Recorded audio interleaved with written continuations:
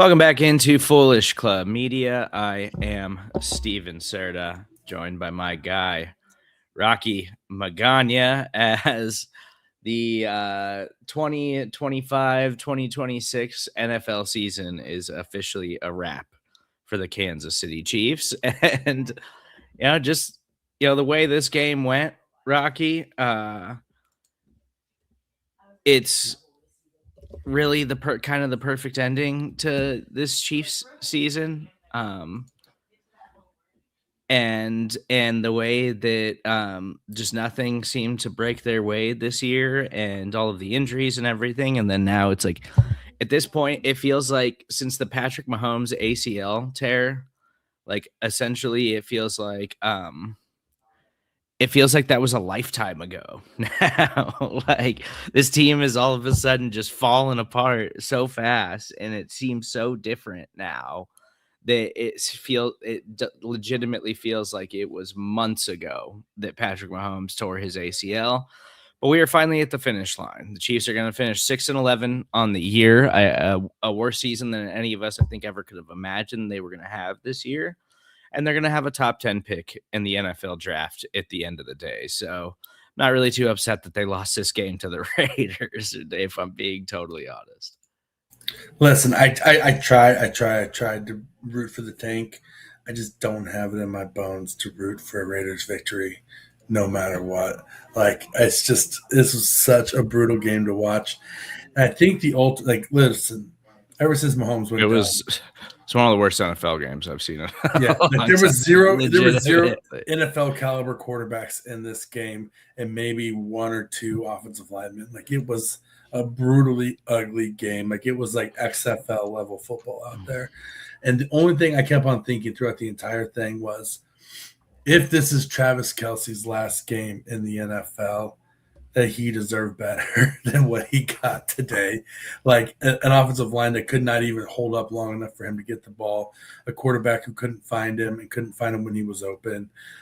He was torching the Raiders secondary all day long, and they couldn't get it to him, right? Like, they got him over. They somehow got him over 13,000 yards and got him that milestone. But like, the fact that he's had nothing since Mahomes went out because nobody can get him the football.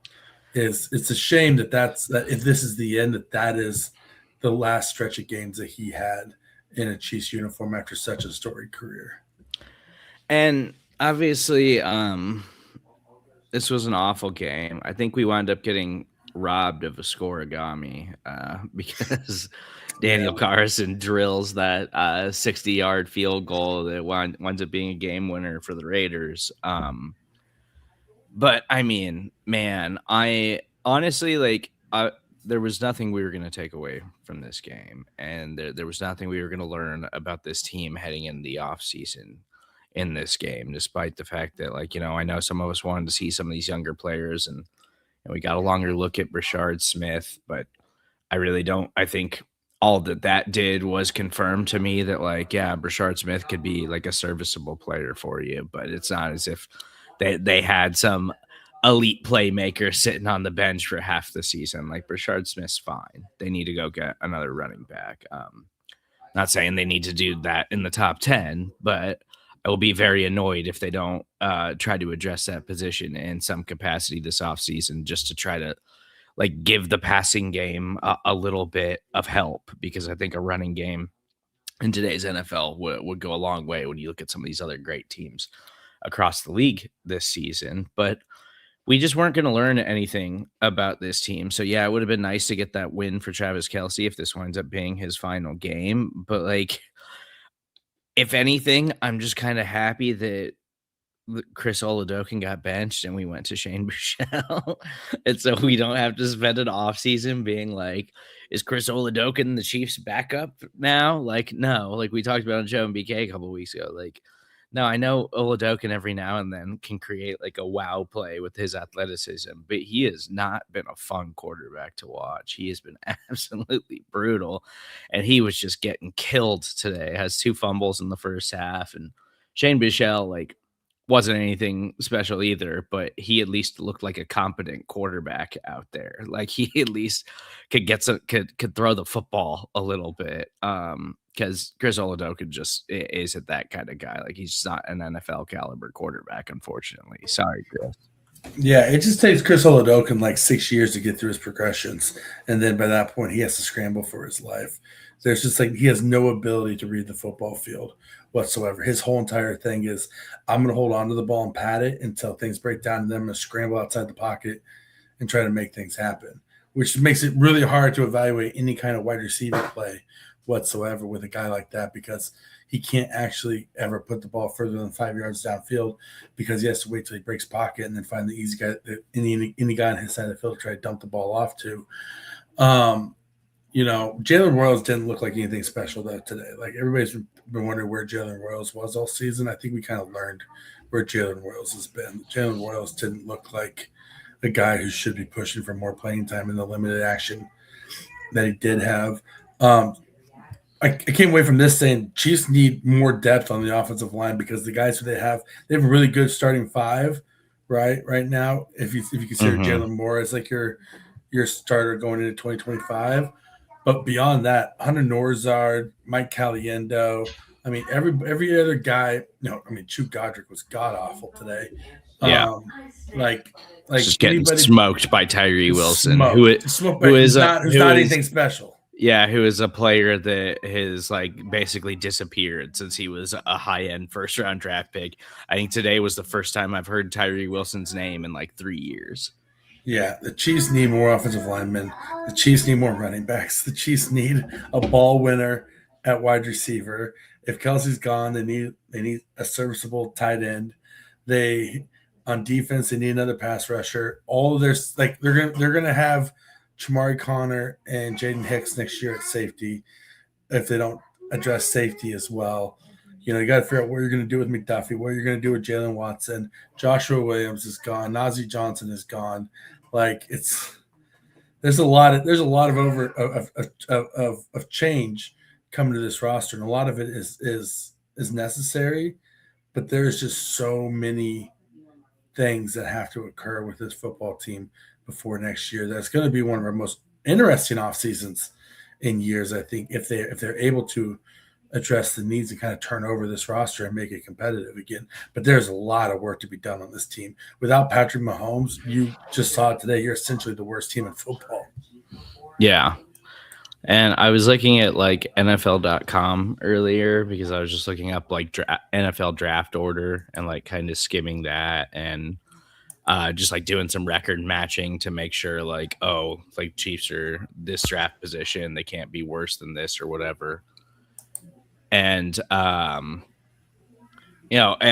far as I can tell, they're going to be the 10th pick in the draft. But then it's like you look at like team needs, and like on NFL.com, it was like offensive line, wide receiver, tight end, running back, but like didn't even list edge rusher. It's like a team need, and I was like, like we need to reassess that and chill and start really diving into the Chiefs offseason needs. But this is going to be a huge offseason of turnover. I wouldn't be surprised if we just see them actually like, they're going to move on from some people guaranteed, but then also we're going to see them make some dramatic decisions this offseason. Is Travis Kelce going to wind up coming back? I think the offensive line is set up pretty well for the future, but they obviously have to get some more depth there, because Juwan Taylor is probably not going to be back next season. And then we'll see what happens with everything else. There's Jalen Watson is expected to be a free agent. Trent McDuffie is looking for that extension, and it's going to be a big decision whether or not the Chiefs decide if they want to sign McDuffie to that long-term extension, or if they decide that they actually want to move him.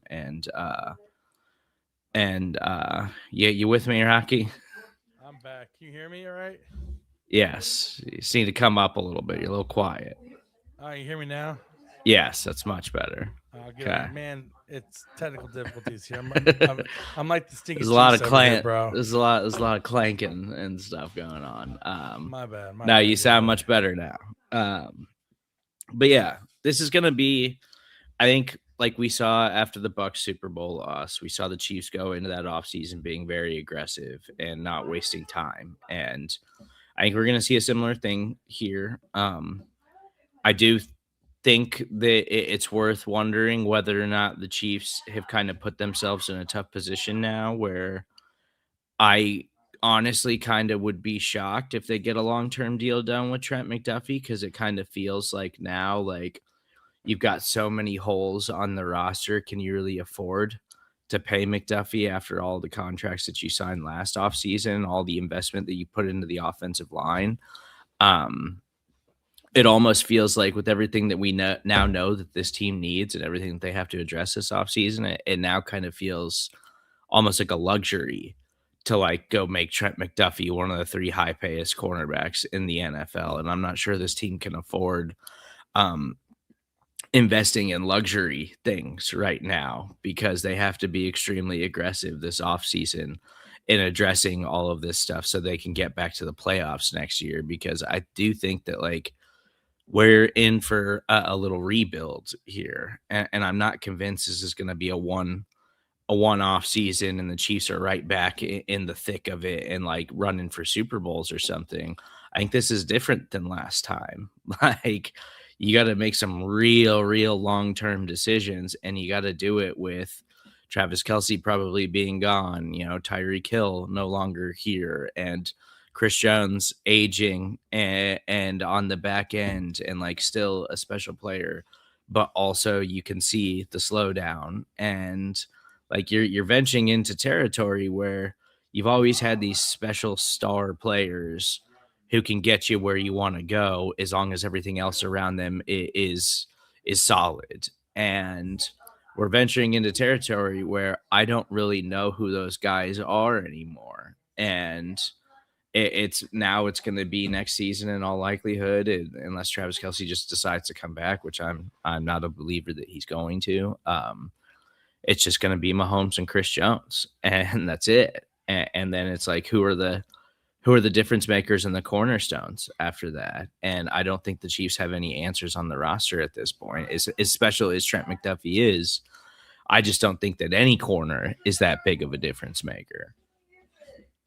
100%. And I mean, if anything, the Chiefs need the draft picks to rebuild. Like, they almost have to trade McDuffie because they need the draft picks to fill the holes. But the issue is, without McDuffie, then you got to re-sign Jalen Watson. But you have faith that Jalen Watson can stay healthy, or that Jalen Watson will continue to play through injuries once he gets paid, right? Like we saw L'Jarius Sneed get paid for the Titans and then immediately stop playing through injuries because he got paid. He didn't have to anymore, right? So, like, is Jalen Watson maybe not the same level, but like, you're going to have the same committed, like, played through injuries, like hungry dog Jalen Watson if you pay him, but you have to pay him if you let Trent McDuffie walk.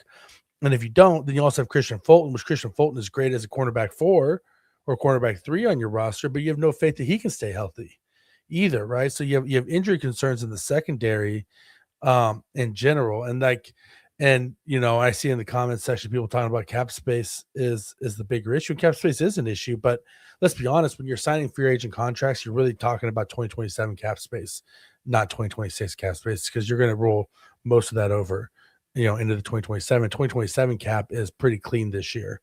So they do have some mobility of what they want to do with the cap. Like, the cap isn't fake, but I mean, they'll restructure Mahomes' deal to a max restructure. They can also they'll cut Jawan Taylor. They'll probably cut Noah Gray. When it's all said and done, they're not going to have a lot of cap space, but any contracts they sign are going to be low cap hits this year, and then big cap hits in 2027, which is how I think they're probably going to address it. But just in general, there's just so much work that needs to be done on this roster that they don't have those cornerstones like you talked about, which means that you have to hit with a superstar in round 1, especially if you're picking in the top 10. You can't afford to draft a guy who ends up being a Tyree Wilson, right? Like you can't draft a guy and miss on him. You got I don't care what position you go with, you have to have a cornerstone superstar, which kind of makes it hard because you think maybe you might want to take an offensive lineman and really solidify the tackle position to protect Patrick Mahomes for the future. I understand that logic, but you're not going to have a single offensive lineman where you're like, oh, that's a superstar cornerstone for the future. Like you got to go out there and get a playmaker that pops on tape and pops on the field. And so it's a tough call, this draft. It's going to be a lot of fun to break it down, as the offseason proceeds. But I mean, there's so much work that has to be done. And that's why I think, because for so long now, the expectation has just been Super Bowl or bust. Every year you have, the best player in the world, one of the greatest players the NFL has ever seen. And so it's just a player who started his career in a way that nobody ever has, in terms of just success and dominance. And now for the first time, we're heading into an off season where it's not just going to be oh, just get Mahomes back and everybody will be fine and we'll figure it out. He is going to be rehabbing a major knee injury and maybe not even ready for week 1 of the NFL regular season.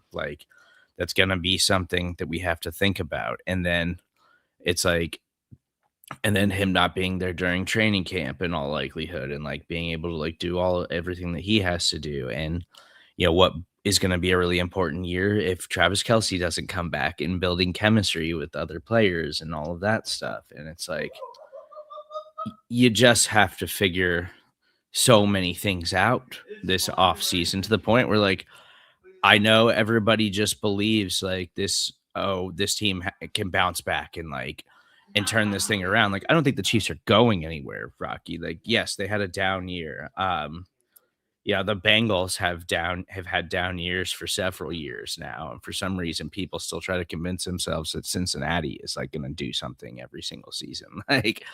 I think the Chiefs are going to be back. And I think that Mahomes will be fine. This isn't the end of them being a competitive football team. But I do think that we have to come to terms with the idea that this isn't a one off-season fix.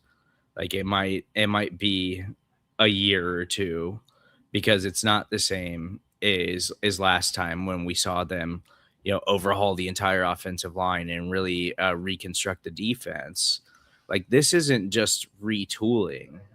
This is totally rebuilding for the future.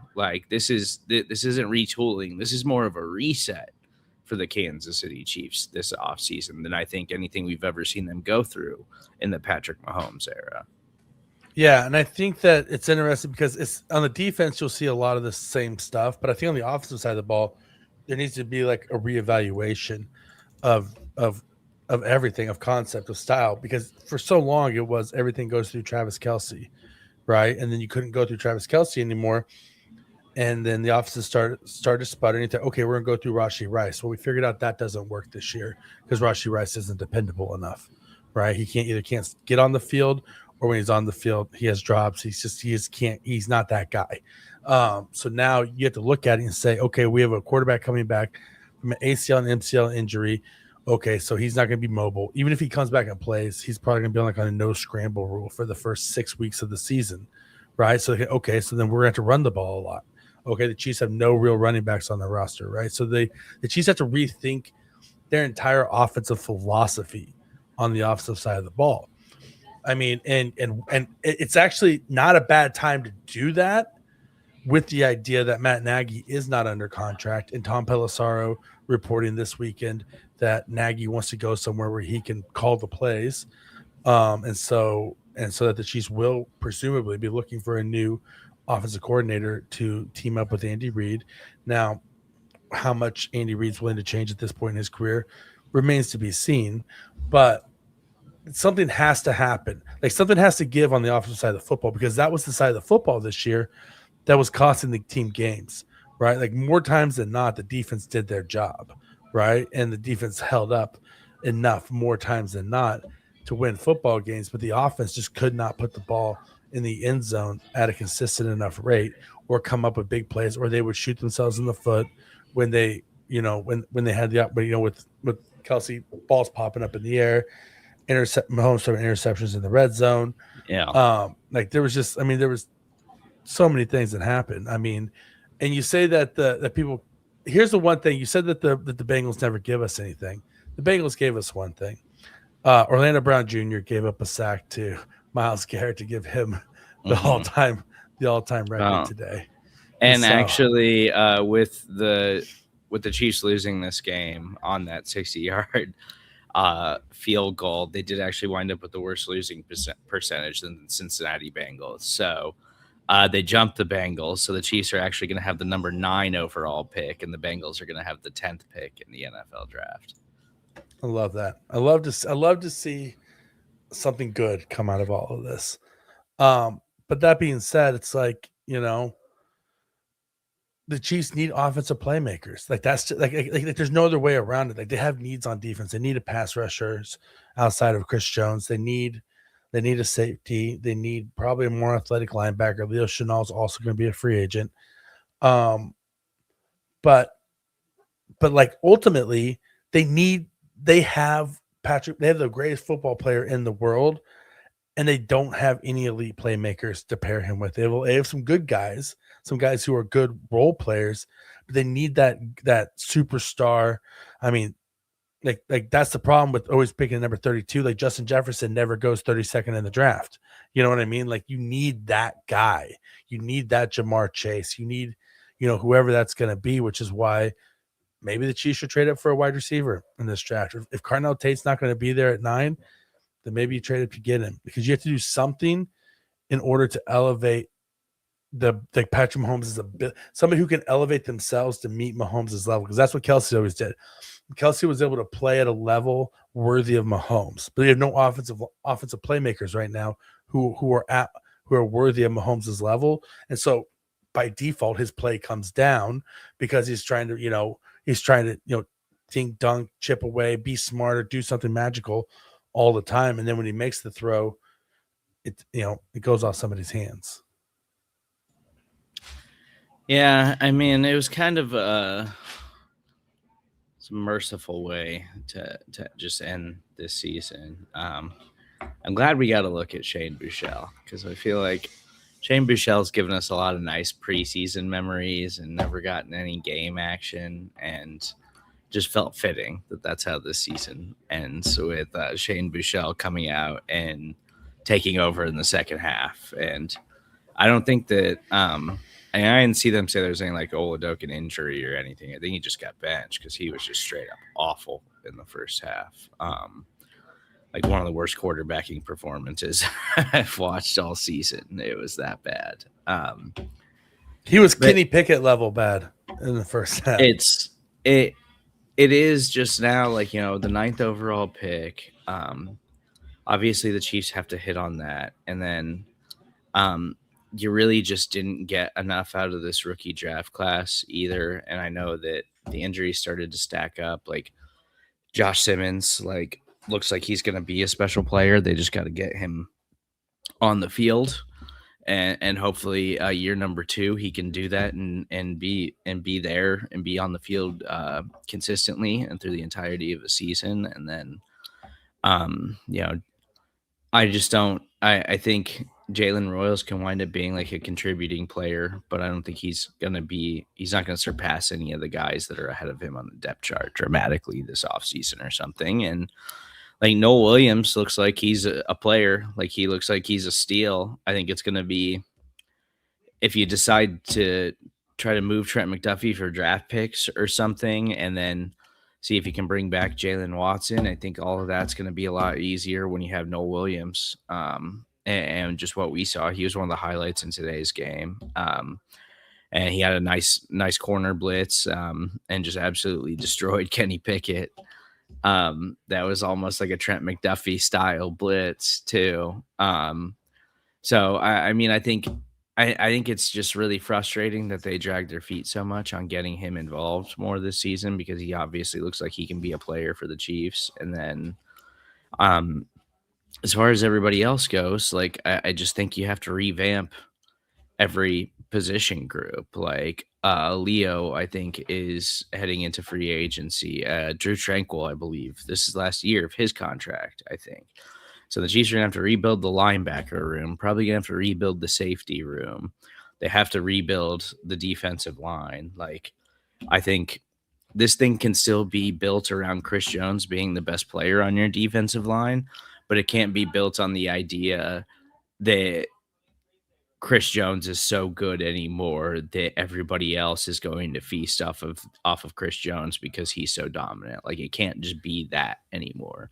They've got to have more of a plan for the future of this defensive line. Like, that's going to start it's going to start there, and I think the offense needs to be retooled a little bit, like the running back, and yes, they could use another wide receiver and, a tight end, like, that's an answer for the post Travis Kelce era of the Kansas City Chiefs.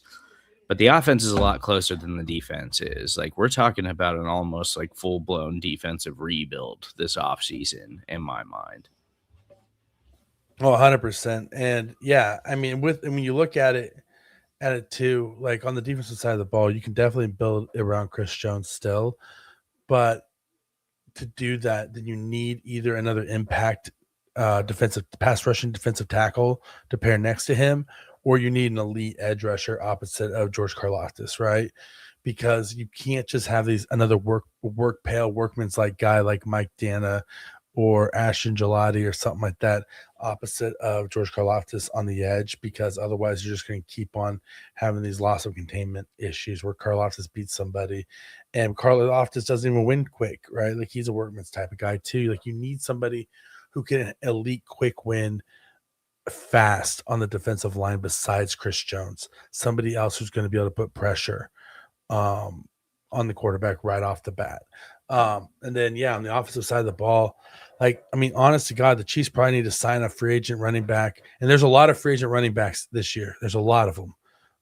It's a pretty rich free agent running back class. You got Kenneth Walker, if Breece Hall hits the market, Travis Etienne, like there's some good names out there. Rico Dowdle, who are going to be free agent running backs who may hit the market, who may not hit the market if their teams retain them. But that being said, there's also some tight ends too, like Isaiah Likely is going to be out there.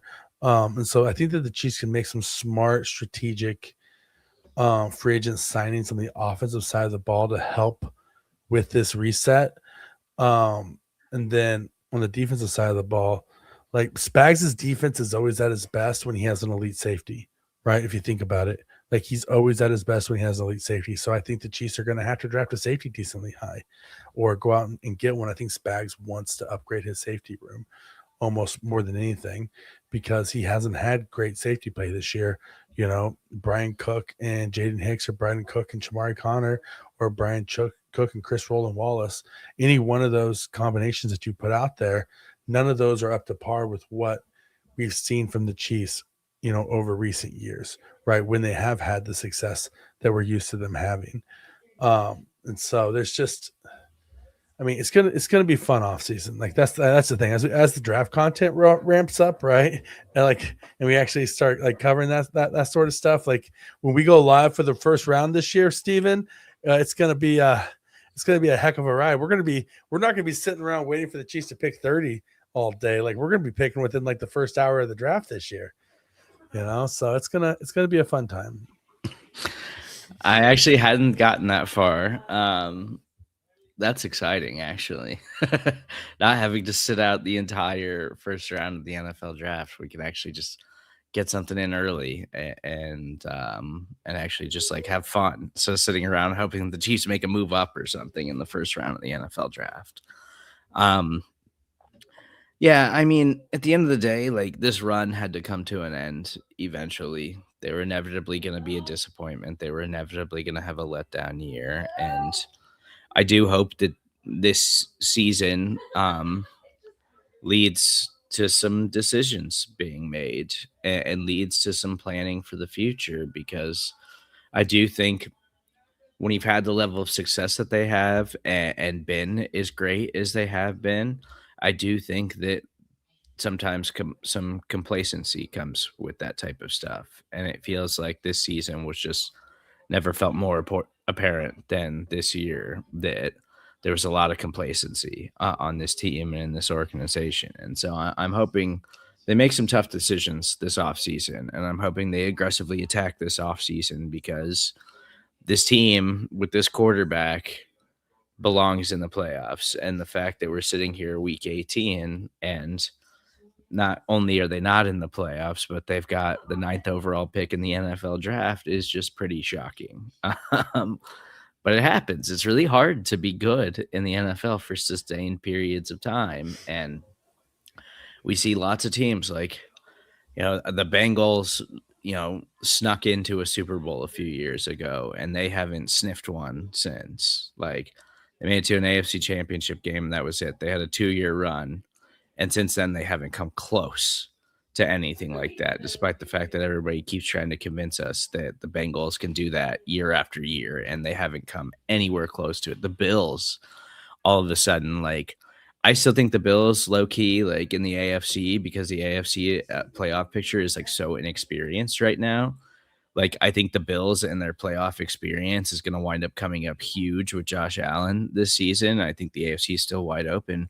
But somehow the Buffalo Bills, even with this version of their team, which it felt like that was kind of expiring, they're the 6th seed in the playoffs right now. I think, I think the Patriots are a fun football team, and, the Broncos deserve the credit for what they've done this season, but I still believe the Broncos are like a totally beatable team. Like, that team up there in Seattle that clinched the 1 seed in the NFC last night looks pretty filthy. Like, I don't know if anybody's as good as that team right now. But it's just crazy that we're sitting here talking about an AFC playoff field, and not only are the Chiefs not in it, they didn't even sniff it this season. So it happens. Again, it's just really hard to be as successful and as great as they have been for as long as they have. And we'll always be appreciative of that, but it's time for them to turn the page as an organization and start making some tough decisions about what the future is going to look like, because now the clock's ticking. Now you get 1 year to be bad, and now we got to see some signs of progress and turn the page and see some signs that this team is going to build for the future and not waste any more Patrick Mahomes seasons.